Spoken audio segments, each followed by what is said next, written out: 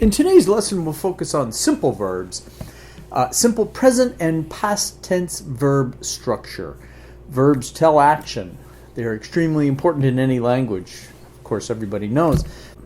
Verbs are necessary, but verbs aren't always easy.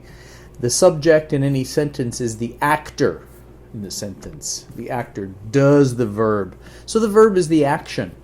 The object or the complement tells other information.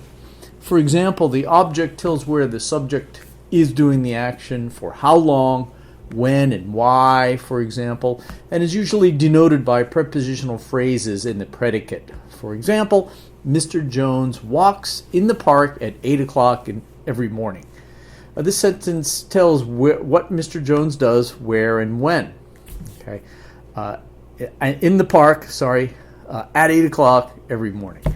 In some cases, there is no object, but there is a complement where an adjective is used in the predicate position and tells more about the subject, as in, the girl is very tall, the boy is very handsome. The adjective tall tells more about the girl, the adjective handsome tells more about the boy. Simple present tense verbs can be used as they are if the case is something a person does every day. For example, I can say, I exercise after school. Here, I do this every day, so I can use the verb as it is. He or John, for example, would be John exercises after school, or he exercises after school. However, if we talk about something happening right now, we use a be verb plus the verb plus ing. For example, I am running now. Well, if someone asks what you're doing now, you can use this construction. For example, I'm talking, I'm reading, or I'm listening to you. Past tense verbs are created by adding ed to the verb in some cases. In other cases, the form changes. Unfortunately, these changes must be memorized. There's no easy way to know these. There's no easy trick, right? Here are some examples of simple past tense verbs that just add ed. Talk, talked, walk, walked, open, opened, close, closed.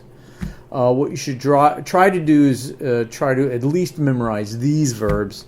Then you can know which ones are regular or normal.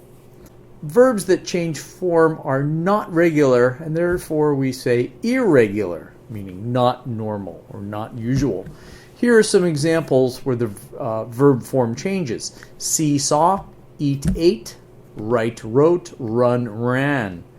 Unfortunately, again, you have to memorize these as there's no trick to learning these.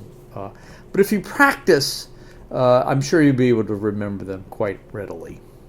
The simple past tense is not something someone does every day, as in simple present. So you can say, for example, I ate last night at 10, or I walked 72 times last month. So you wouldn't say, I was eating last night at 10, or I was walking 72 times last month, unless something else happened when those things were going on. You can use past verb plus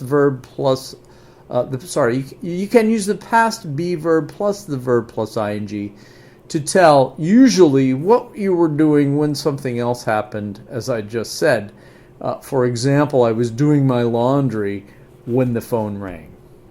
When someone asks you what you did last night, it's better to say I watched TV than it is to say I was watching TV. And I see this mistake all the time.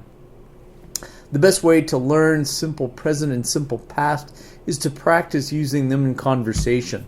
Another great way is to practice writing them and using them in writing or in stories to tell a story about your life or something that has happened to you in the past. That's all for today on simple present and simple past verbs.